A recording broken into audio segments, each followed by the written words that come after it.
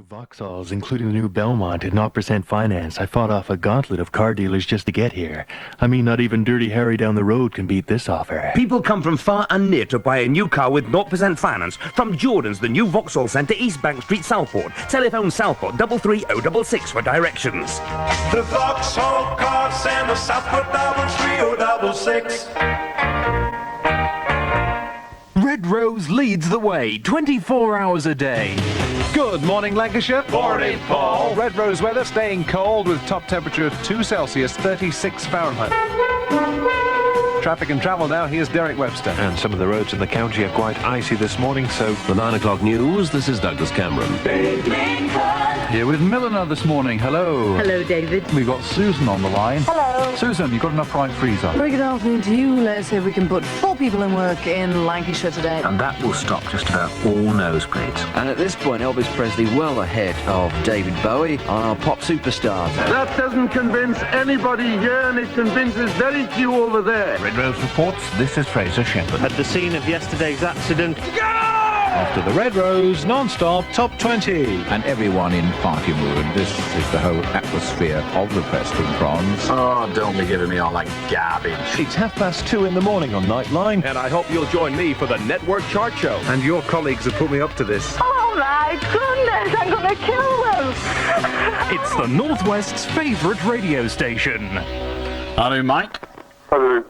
What I was going to say was it was earlier on sort of cut a girl off pretty rapidly who was at Nelson and Combe College, and you sort of implied that you disapprove of your money being channelled into certain fields of education. I do disapprove of my money being channelled into certain fields of further education. Well, these people who are taking these courses in for education may be taking them for the simple reason there's nothing else for them to do.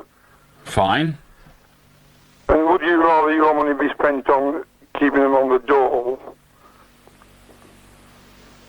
The answer to that is no. I would rather, if I had a choice, my money being used to create real jobs. However, I am not in favour of my money being spent for education when it is education for education's sake. Now, in the case of the course we were talking about a little earlier, ostensibly it's a very sensible, worthwhile course, ostensibly.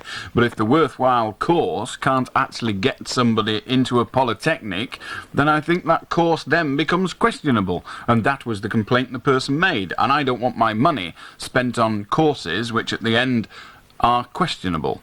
Well, I think more of the courses, I mean, the other week you were discussing the fact that sociology is a very, very questionable. I agree with you there. I see. So you, like me, then, agree with the statement that your particular tax payments and my particular tax payments, you agree that you don't want to see that money wasted on nonsense courses? Well, I'm quite willing. I'd rather... Well, is that true or isn't it? It's a simple enough question. It requires a yes or no answer.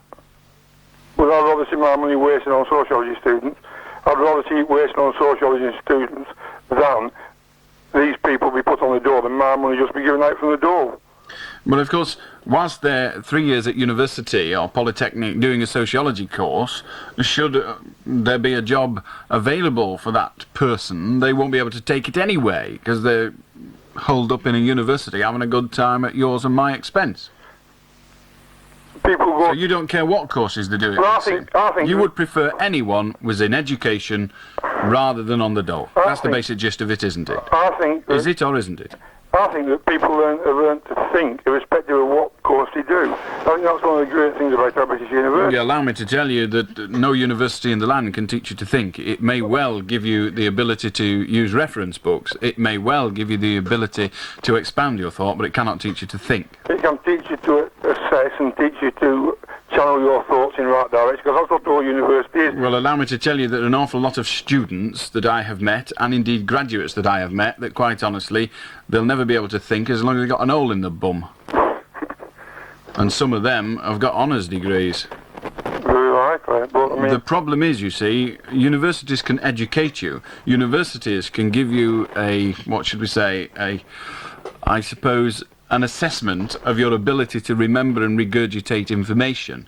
They can even offer an assessment of your ability to explain intricate detail. But whether they can make you sensible, I have my doubts. Indeed, I doubt, in the strongest possible doubt, that they can ever make you sensible, which is why so many graduates are a waste of breath.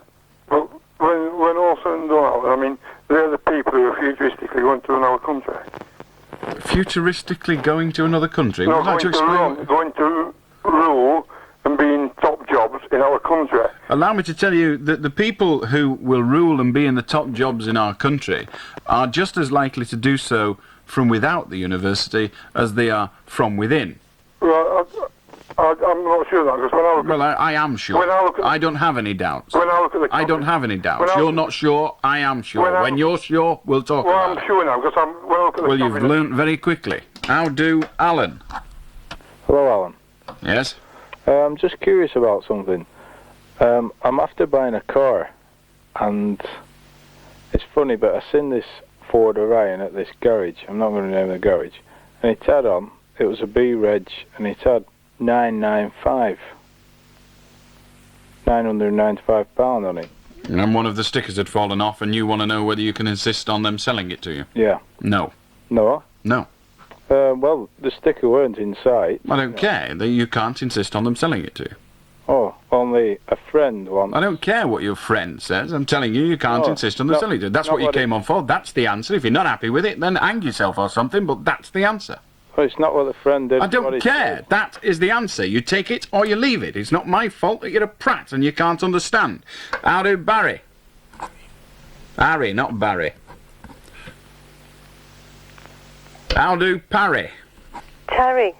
Terry? Yeah. Oh, well, we'll get there eventually. How do Terry? Yeah, sorry, I'd like to come back to the subject on abortion again.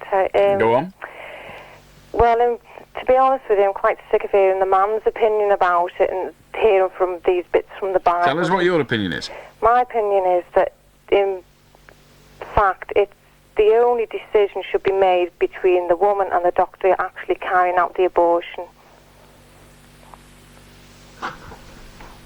The only people involved? Well, you know, or, okay, if there is a husband involved, it should be the husband as well. But if they agree to it, you know, it's the woman that has to carry it or whatever. If it's going to destroy her life, then it should be, you know, that wants to be terminated, whereas in the case of But what if the woman's making the decision just simply because, well, it'd be a bit of a mess at this time, it'd ruin my career, or, you know, I don't look right in a maternity frock? Well, I think a woman would think about it a lot more seriously than that, you know. But do you reject, Terry, the thought that there are women in this world who could make the decision on the basis of their maternity frock and how they look in a maternity frock? I don't honestly know. Well, but you did reject. Well, Terry, would... you rejected it. Now I'm asking you to consider it. Now the fact that you've said you don't know means that you are prepared to accept that there are, perhaps only a few, but there are some women in the world that would make a decision on that basis. Now, are those women entitled? Well, I think they're just as entitled as anybody else would be. You know, if it comes to them that. So, in your view, Terry, provided in your view, correct me if I'm wrong, because I'd love you to correct me. But in your view, Terry, you're saying that if a woman believes that she won't look right in a maternity frock, then it's her business, and she can decide whether she should get a divorce or not. Well, if she went... It's a yes or no question. Well, no. No. No. So you don't think it should only... But I don't think it would get that far, to be honest with you, with the doctor carrying out an abortion. Terry, it is possible that it could get that far. Now, what I want you to consider, and I do accept your rejection of men's opinions, quite right too, what I want you to consider is there surely has to be some moral guideline created by society in general. Yeah, I quite agree with you. Now, who's going to make that? Now, we at the moment have a government, and for some generations to come suggest to you that we will have a government that is predominantly men. Men are correct, yeah. Well, fine, that's what we've got. We can't change that overnight. So do you believe that Parliament, which is predominantly men, overwhelmingly predominantly men, do you believe that Parliament has the right to make decisions about yay or nay in certain circumstances of abortion? No, I think the medical team should be left to that. So the medical team should not be governed by any laws? yeah, they should, of course, yeah. Well, who's going to make the laws? Parliament again. Well, who's yeah. going to make the laws? Yeah. Well, okay, then Parliament make your laws, but I think they should be guided strongly by the medical team then. Well, they are guided strongly by the medical team. The medical to lay team... down the laws for abortion. Indeed. So you're saying then that men should be involved in the decision in terms of law? Because let's face it... Well, it can't be helped because men are more empowered than women, aren't they? Indeed, I accept that. What I'm trying to get you to consider is that there has to be a set of moral guidelines beforehand. Yeah. Now, you accept that. And you accept that those guidelines will, unfortunately, in your view perhaps, and to a certain extent in mine, be made by men predominantly. That's right. But you accept those guidelines entirely. Yeah. Fine. Thanks very much, Terry. Thank you. Ta-ra. Bye. Final caller before the melodic moment is Peter. How do? Alan. Yes. Good evening. Early on in tonight, there's a guy phoned up. I forget his name now, but he was talking about your name being Alan or whatever it was. I don't think that's important, but what you said to him was that you thought your program was a load of crap. Yep. I think you underestimated yourself because... I'm not underestimating me at all. I'm brilliant. What you should have said was your program is the biggest load of crap. Oh, well, yeah, I'm prepared to accept that. Why do you do yourself down like that? Well, it's just the way things are, isn't it? Well, I don't care. As long as you keep giving me the money, I don't give a toss. Well, you don't get paid, do you, surely? No. I do it for the love of it, Peter. Well, you must do, because... Well, you are. Pardon? You are. No, I'm getting paid. Are you? Yeah, of course I am. Well, I hope they stop soon. Ta-ra. See ya. If you'd like to join us on the phone in, you can. You best wait for a couple of tunes first, because we're going to have the melodic moment, crap or otherwise. 21 minutes to 1. The number's Preston 561,000. All white taxis are at your service 24 hours a day. Just call Southport 37777 for a fast, reliable response. Popping into town today? Why worry about the problems of parking? All white taxis can solve your problem at a very reasonable cost. Or if you're having a night out, make sure you enjoy it to the full. Just book all white taxis. Book now on Southport 37777. To celebrate the return of Harp Lager to the Scaresbrick Hotel on Lord Street, Southport, we're having a special Heartbeat Party Night this Wednesday. There'll be fun for everyone, together with giveaways and prizes, including tickets to see Depeche Mode in concert. You'll be able to meet Red Rose Radio's Allan Beswick too from 7:45. So make sure you're at the Scaresbrick Hotel on Lord Street, Southport this Wednesday.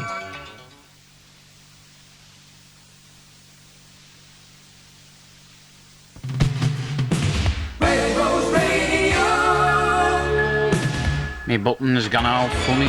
Look, it's playing on its own.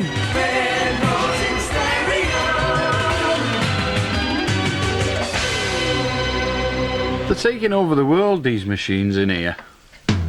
Anyway, here's the melodic moment. Two great tunes, Gallagher and Lyle, I Want to Stay With You. Followed by a track from the LP of the Rolling Stones, their latest, and it's a belter.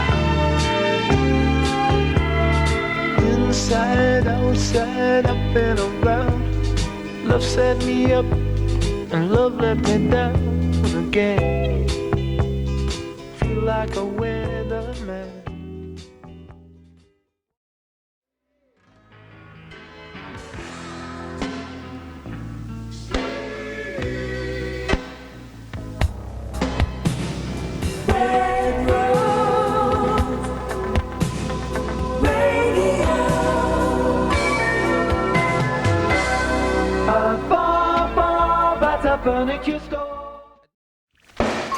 Hello, Richard Selling here, inviting you to join me for another sensational soul special at the Halfway House in Clayton Woods.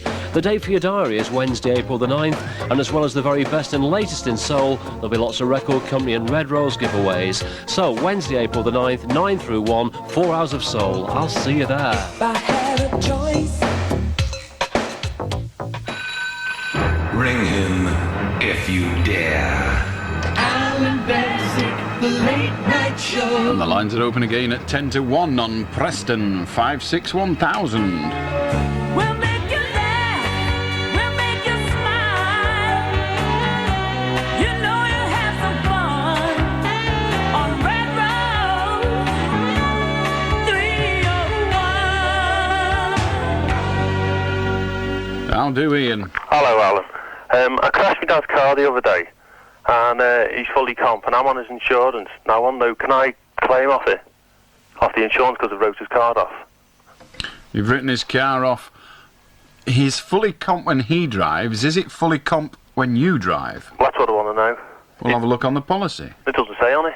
It doesn't say? No. Well, it's all gobbledygook, isn't it? Well, in that case, get someone that understands it to read it to you. But the simple thing to do is to phone the insurance agent and ask them. Okie doke. All right? Okay. I'll do... I've forgotten. Jim. Hi, Don. Yes, I am. Are you Jim? Yeah. Then we're doing well. What do you want? Right then, I'm a police cadet, right? And I think the police should have the power to use water cannon, CS gas, plastic bullets, and all the rest of it. Why? Right. Why? Well, I just think, the police, they should be able to use it to defend themselves. You said they should be able to use it. I asked you why. Because, I've just said, they should be... Why should they just go in with nonsense? That's all, do you know what I mean? Jim, their lives will be in danger. Jim, I'm sorry, you have yet to come up with an answer to the question why. So... All you've managed to do is repeat what you said before. I asked you why the police should be entitled to use water cannon. They don't use them at the moment. They are managing incredibly well to keep law and order without the use of them. So why do we need to give them further weapons? Yeah, but police are still being killed. Do you think police will stop dying immediately that we get water cannon on the streets? Pardon? Do you think police will stop being killed as soon as we put water cannon on the streets? I think it'll be better. They've got guns in Northern Ireland and they're dying like ninepins at the moment. No, that's a totally different... I'm sorry, Jim, you may see it as totally different, but the introduction of weaponry has yet to actually cause any peaceful solution to anything. So why should we arm the police in the way you suggested? Well, I just think, society today, it needs it. Why does it need it? I'm sorry. For someone who claims to be a police cadet, I can only suggest to you, Jim, that I hope you never make it. Your ability to articulate your point of view is zilch. Perhaps you're in it because you think you'll get some kind of brutal kick from it. No, not quite. I see. Well, articulate your point of view then. You believe the police should be given all these different forms of weapons. For what reason? Right then. Ready? Well, I've been ready now for some 3 minutes. Right then. Because... Goodbye, Jim. How do Val? Hello, Alan. Hello, Alan. Yeah? I'd just like to say that I'm going out with somebody, and we love each other quite a lot, really. And there's talk of marriage and children. And I'd just like to say I think it's really quite repulsive that if you ever have to have children, which obviously is the next step from being married, it's really quite a degrading experience if you're laid on a hospital bed surrounded by lots of nurses and things.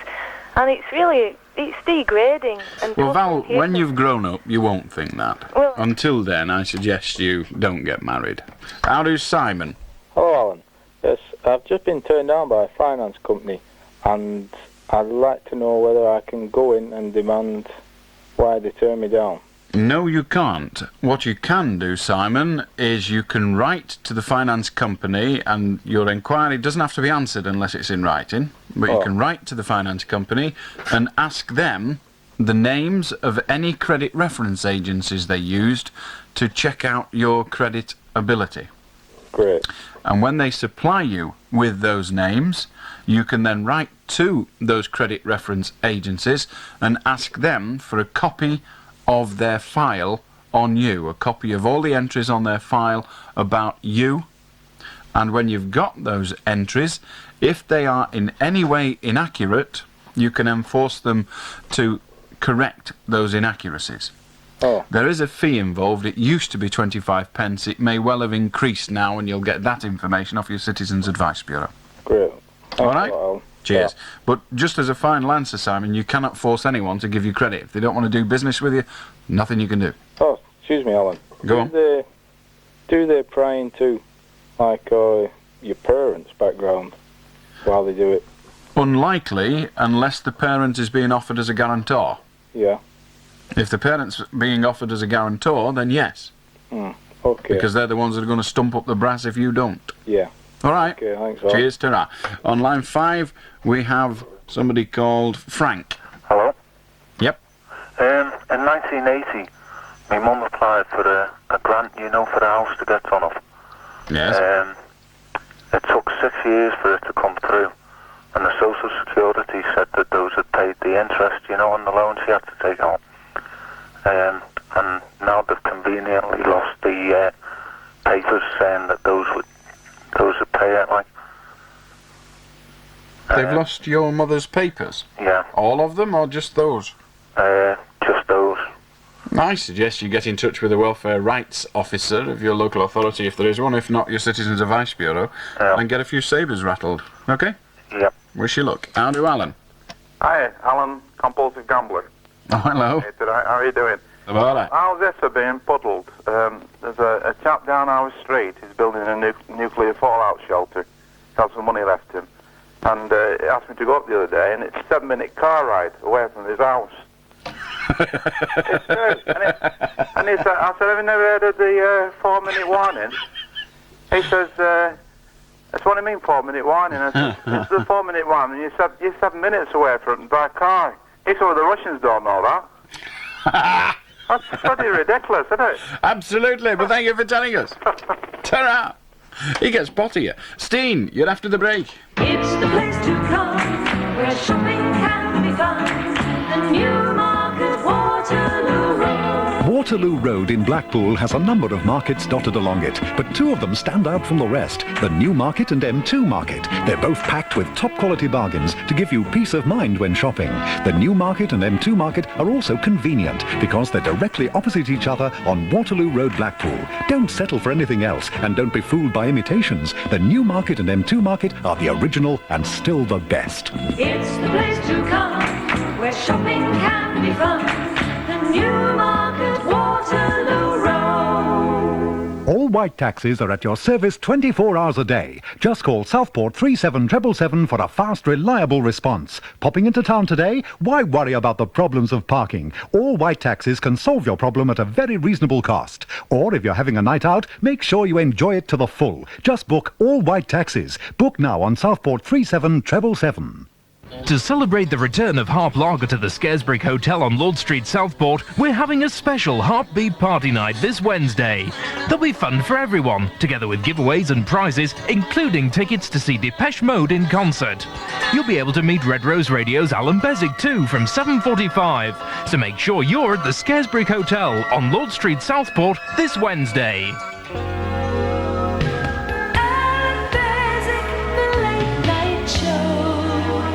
So maybe we'll see you there. Who knows? Hello, Christine. Hello, Alan.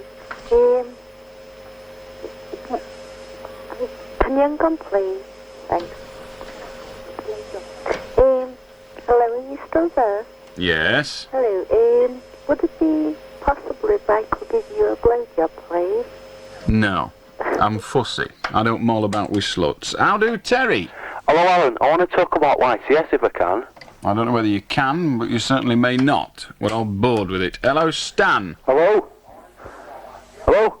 Yes, we've done that, Stan. Turn your radio off and tell me what you want. Yeah. Turn your radio off. I think... Turn your radio off! What? Oh, goodbye. How do? I've forgotten again, Alice. Steve. Hello, Alan. My little lad was watching telly tonight, watching Elvis on television, the Elvis film. He's only 3.5. He was quite interested in it. And he said to me, Daddy, what's that man called? I told him, called Elvis. And he watched him a bit longer, and he came out with a very, very funny thing. It was said very seriously as well. He said, Daddy, that Elvis thinks that microphone's a lollipop. Not amused, no. Another thing for you. Well, I've heard it once or twice before, Steve. Well, I didn't know. It's just something my little lad had said. Anyway... Why the hell don't they make aeroplanes out of what they make black boxes out of? Well, the answer to that is that the reason the black box is safe is because it's tiny. And if it was as big as an aeroplane, it wouldn't be as secure as it is. But it's an interesting thought. Did you know? No, I didn't. And it's news time now, and I never will know. But it won't bother me. I'll still sleep tonight. Alan, you're with us after the 1 o'clock news, or at least hopefully you will be. Might all be dead by then, you never know.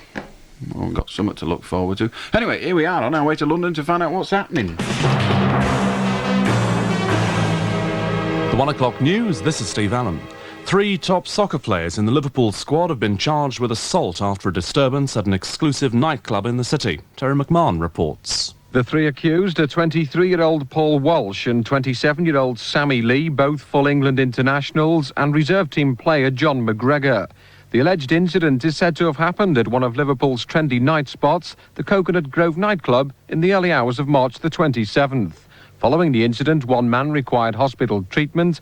The players have been released on police bail to appear in court next month. Terry McMahon, IRN, Liverpool. Prison officers' leaders are meeting the Home Office in last-ditch talks ahead of tomorrow's national ballot on industrial action. They say cash limits are causing chaos in Britain's jails, but the Home Office says spending is up and the officers are demanding too large a slice of the cake. Dave Loyne reports. The prison officers are on a collision course with the Home Office. General Secretary David Evans says the prisons are in a dangerous state because management are breaking agreements while trying to stay within spending targets. The whole thing is in a powder keg situation. We have been anxious for the last 12 months to stress to them that they mustn't allow these conditions to prevail. But the Home Office say union restrictive practices have led to some prisoners being locked up for 23 hours a day, and they say overtime claims are too high. In some cases, prison officers are paid upwards of $25,000 a year. That's more than prison governors. Former Miss Barbados Lindy Field, who claims she had sex and drugs with Ian Botham in the West Indies, now says she wished she'd never met the cricketer. Meanwhile, Botham's wife Kathy is flying out to meet her husband in Antigua, along with other players' wives. MPs return to the Commons today following the Easter recess. As Terry Dignan reports, their thoughts will be mainly on the Fulham by-election. The Fulham by-election, just a few miles down the road from Westminster, will be concentrating the minds of most MPs when they return to the Commons today. Although the government does not expect to hold on to the seat, the Tories will be pleased if they can keep the alliance in third place. A Labour victory would be a valuable morale booster for Neil Kinnock following his difficulties with Militant, and the polls are still predicting his candidate will come first. The Alliance, though, believe that the last few days before the vote usually brings an upsurge in their support, and that's what they're still hoping for. Terry Dignan, IRN, Westminster. Voters going to the polls today in the Californian town of Carmel look set to give film star Clint Eastwood a landslide victory in his bid to become mayor. Final opinion polls are putting the Dirty Harry star well ahead of his rival, the current mayor Charlotte Townsend. But if Eastwood does win, life at Carmel's sleepy town hall will never be the same again.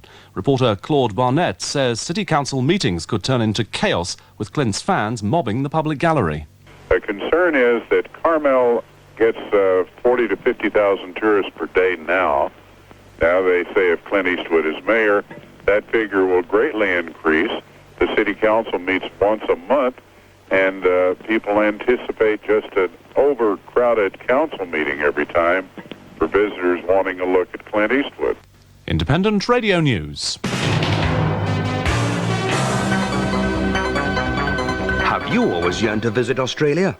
Places like Townsville, the tropical city which is the gateway to the Barrier Reef. Or Sydney, claimed with some justification to be the most beautiful city in the world. Or Brisbane, a fast-growing city of fine period architecture and subtropical parks and gardens. Well, with the help of Red Rose Radio and National Travel World, your dream can come true, and you'll still have change out of £1,000. On Monday the 9th of June, you will travel from Red Rose area by luxury coach in time to catch the early evening Qantas flight from Manchester Airport.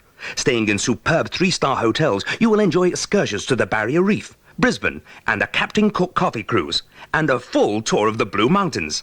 On June the 23rd, your dream will be complete when you arrive back at Manchester Airport with memories that will last forever. At £995 per head, this is a dream holiday of a lifetime. Make sure of your place now by telephoning or calling at your nearest branch of National Travel World, or collect a booking form from Red Rose Reception. Ring him if you dare. Allan Beswick, the late night show. Just after 4 minutes past 1, the telephone number remains the same, Preston 561,000. How do, Alan? Yes, I made a suggestion the Ministry of Transport or Department of Transport, whatever you call it, that it could be unilateral speed limits on a hill. And I got a just to reply. In other words, no. Oh. You know, going up, you could do 40. The other side was 30 down. Just 40 going up hills and 30 coming down the hills? Yeah, well, it was an existing speed limit of 30 miles an hour, both sides. And I suggested that, you know, on these such inclines, it could be 40 going up. Why? Because slow-moving traffic, they've got to accelerate it, whatever. A single carriageway, white line down the middle. Just an ordinary road? Yes. 30-mile-an-hour road? Yeah, I can... And you say... So I tell you the existing road I quoted? Well, it doesn't matter, the road. No. And you say that we should let them do 40 going up the hill? Yes. Why? Because they against the gravity, in fact, you know, they need the impetus. Well, how come they're not all stalling at the moment? That's a good question, Alan. Yeah, but, you know, perhaps the Department of Transport... Wrong with my argument? Sorry? Can you see anything wrong with my point? I can't see... Bigger vehicles need more push, don't they? I can't see one good reason why we should implement a piece of legislation to make it acceptable for cars to go faster going uphill than they do going downhill unless there is a good reason for it. And you are unable to give me a reason in that you said they need that extra bit of impetus, and you cannot tell me why, as a result of that need, they are not currently stalling. Well, it's not that danger, is it? There's nothing I never uphill. mentioned danger. No. And why did you suddenly start talking about danger? Because people going down Well, if you want to introduce... If you want to introduce... 30. Well, they're breaking the law then, aren't they? Yes, and what so about what are you people going suggesting? up? Alan, just because people break the law doesn't mean to say we change it. No. If the law is right, it's right. Yeah. But, you know, I thought... I don't know, Alan. I was hoping you could explain, but you appear not to have done so far. All right. It seems I'm in agreement with a government department. Unfortunately. Well, in this case, I think rather fortunately, but never mind. How do Archibald? Hello, Alan. I'm just ringing up about classical music because I look at society. I work in an office and I look out and I see people rushing around, and it's just the general rat race of life. And I think if people listen to classical music more, the society could become more relaxed and civilized. I'm not sure that they would become that relaxed listening to the 1812 Overture by Tchaikovsky. I was just going to mention that. Oh, good. How do Gary? Hello, I want to talk about the Ian Botham scandal with the drugs. I don't think he should be getting advertised so much in the papers because there's a lot of young people that look up to Ian Botham. Well, when you say advertised, people aren't advertising Ian Botham, they are publicising him because of these so far unproven allegations made against him. Now, I'm suggesting that the newspapers shouldn't print these allegations. Well, no, not really. If they're unproven, he shouldn't be printing them because there's a lot of young stars or just lads say...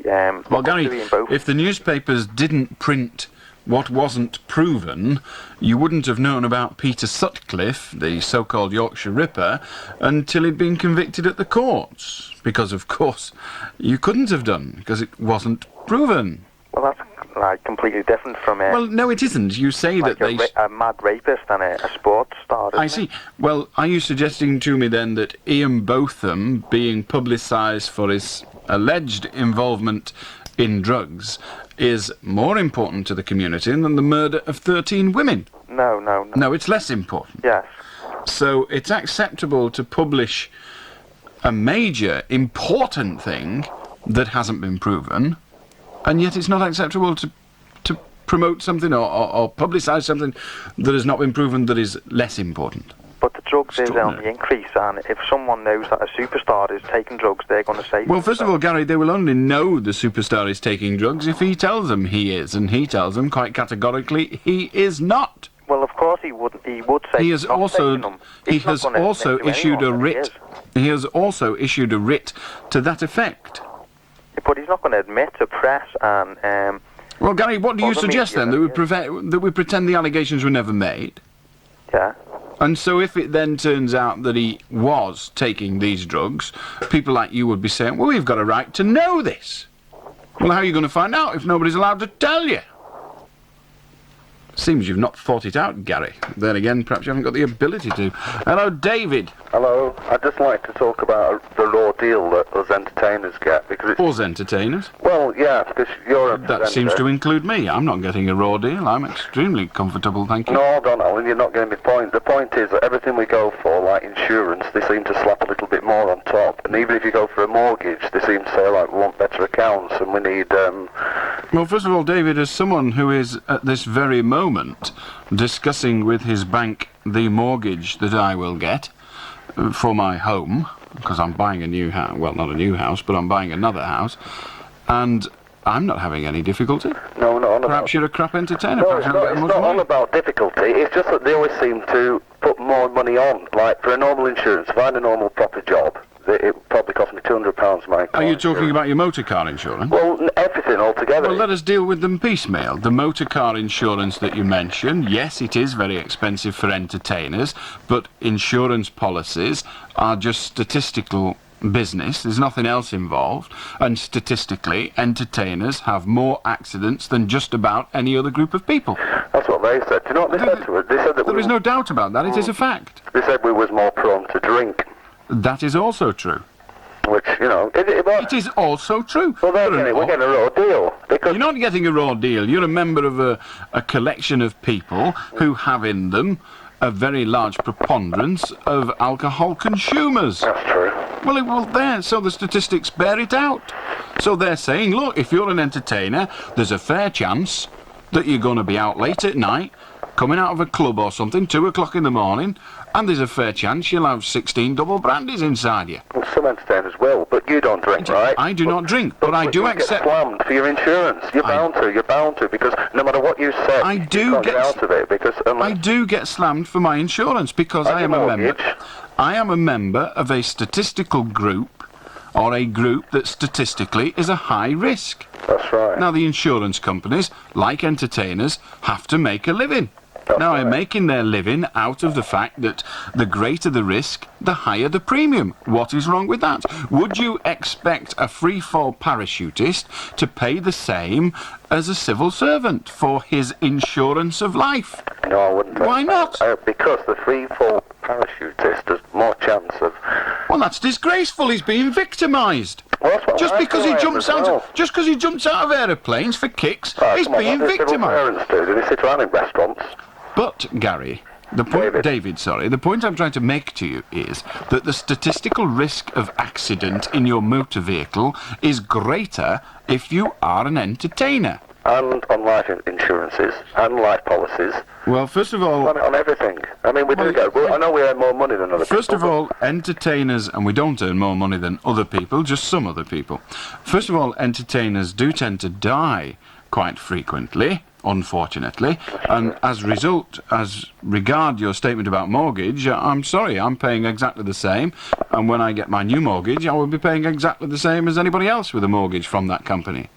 Which happens to be the Trustee Savings Bank. They went deeper into it with me being an entertainer. They went really deep. Well, fine. What you need to do... How many contracts have you got? How many contracts have you had? You know, they really that's perfectly understandable, David. If you'd have been self-employed in some other business, they will have examined it in entirely the same way. But they seem to go deeper in with being a mortgage. No, they like don't. my girlfriend. Perhaps you're just paranoid, David. Perhaps you're just paranoid. Maybe, but everything I seem to go for, as soon as I say entertainer, they just don't want to know in some circumstances. Well, do you accept or not, David? Yeah, well, yeah. That amongst the entertainment bit...